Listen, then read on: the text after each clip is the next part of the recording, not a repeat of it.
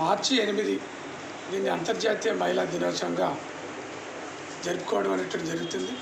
అందులో భాగంగానే రాపోలు లా ఆఫీస్ అనేటటువంటి మా ఆఫీస్ ఆధ్వర్యంలో మా జూనియర్లు మాకు సంబంధించినటువంటి క్లయింట్లు అందరితోటి అంతర్జాతీయ మహిళా దినోత్సవాన్ని ఈరోజు జరుపుకున్నాం. ముఖ్యంగా రాష్ట్ర వ్యాప్తంగా 20 లక్షల మంది డిజేబుల్డ్ పర్సన్స్ ఉండడం అనేటువంటి జరిగింది. ముఖ్యంగా డిజేబుల్డ్ ఉమెన్ కూడా ఉన్నారు. రాష్ట్ర వ్యాప్తంగా ఉండేటటువంటి 20 లక్షల మంది డిజేబుల్స్ అందరికీ కూడా ఈ RPED act, rights of persons with disabilities act 2016ని అమలుపరచాలని, దాంతోపాటు ఈ మధ్యకాలంలో సుప్రీంకోర్టు ఇచ్చినటువంటి యాక్సెసిబిలిటీ అనేటటువంటి ఒక చర్చని దేశవ్యాప్తంగా అమలుపరచాలని, ఆ జడ్జిమెంట్ని అమలుపరచాలని ఒక న్యాయవాదిగా నేను డిమాండ్ చేస్తున్నాం. ఈ మధ్యకాలంలో నేను ఎన్పీటీకి సంబంధించినటువంటి నాయకులు శ్రీనివాస్ గారు అందరం కూడా గౌరవ ముఖ్యమంత్రి రేవంత్ రెడ్డి గారిని కలిసినాం. అక్కడే ఉన్నటువంటి పిసిసి అధ్యక్షుడు కూడా కలిసినాం.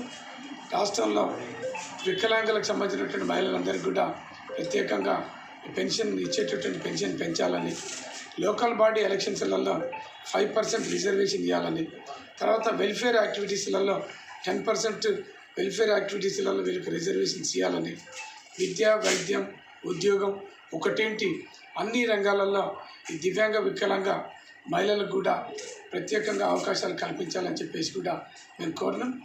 దాని మీద మంత్రివర్గం కూడా సాముఖ్యంగా ఉంది.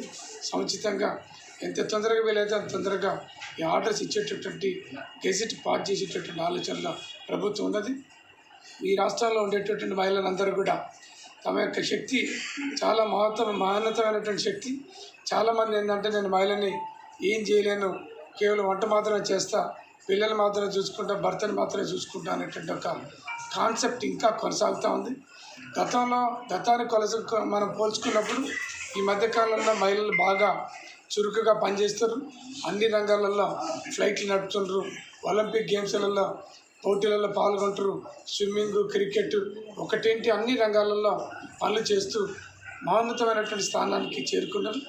ఇంకా వాళ్ళని ఆదర్శంగా తీసుకొని గ్రామాలలో ఉండేటటువంటి మహిళలు నేనేం చేయలేను అనేటువంటి ఒక ఆత్మన్యూనత భావాన్ని వదిలిపెట్టి అందరూ కూడా మీరు ప్రపంచాన్ని చదవాలి, సొసైటీలో కలిసిపోవాలి, ఉన్నతమైనటువంటి విద్యలు చదవండి, ఉన్నతమైనటువంటి వృత్తులు నేర్చుకోండి, మీరందరూ కూడా ఎదగాలని రాష్ట్ర ప్రజానికానికి ముఖ్యంగా మహిళలందరికీ కూడా అంతర్జాతీయ మహిళా దినోత్సవ శుభాకాంక్షలు తెలుపుతున్నాను. Thank you.